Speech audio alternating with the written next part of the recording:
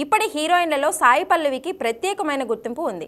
అందరి హీరోయిన్లా కాకుండా తనకంటూ స్పెషల్ ఇమేజ్ క్రియేట్ చేసుకుంది. పాత్రకి ఇంపార్టెన్స్ ఉన్న సినిమాలే ఎంచుకుంటుంది. ఎంత పెద్ద పాత్ర అయినా గ్లామర్ షో అంటే నిర్మోహమాటంగా నో చెప్పేస్తుంటుంది పల్లవి. దీంతో దర్శక నిర్మాతలు సైతం సాయి పల్లవి నిర్ణయానికి ఓటేస్తున్నారు.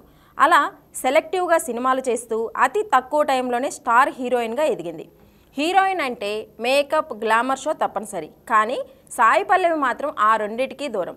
మేకప్ లేకుండానే తెరపై న్యాచురల్గా కనిపిస్తూ ఆకట్టుకుంటుంది. సాయి పల్లవి అందంగా కనిపించడానికి ఆమె మొటిమలు కూడా ఒక కారణం అనడంలో సందేహం లేదు. తాజాగా ఇదే విషయంపై సాయి పల్లవి కూడా స్పందించింది. తన తొలి సినిమా ప్రేమం, ఫిదా టైంలో సాయి పల్లవి ముఖంపై ఎక్కువగా మొటిమలు కనిపించాయి.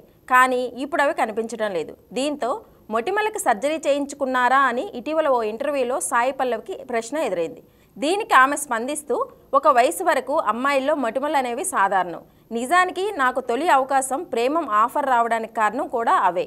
ఒక వయసు వచ్చాక అవి పోతాయి. నాకు అంతే మొటిమలు పోయాయి. వాటికి ప్రత్యేకంగా నేను ఎలాంటి ట్రీట్మెంట్ తీసుకోలేదు అని చెప్పుకొచ్చింది. అలాగే తన ఒత్తైన జుట్టుకి కారణం తాను ఎక్కువగా ఆర్గానిక్ ఫుడ్ తీసుకుంటానని చెప్పింది. ప్రస్తుతం సాయి పల్లవి తెలుగులో తండేల్ మూవీ చేస్తుంది. అలాగే బాలీవుడ్లో ప్రతిష్టాత్మకంగా తెరకెక్కిస్తున్న రామాయణంలో సీతగా నటిస్తోంది. ఇప్పటికే ఆ మూవీ షూటింగ్కి సంబంధించిన కొన్ని స్టిల్స్ నెట్టింట చక్కర్లు కొడుతున్నాయి.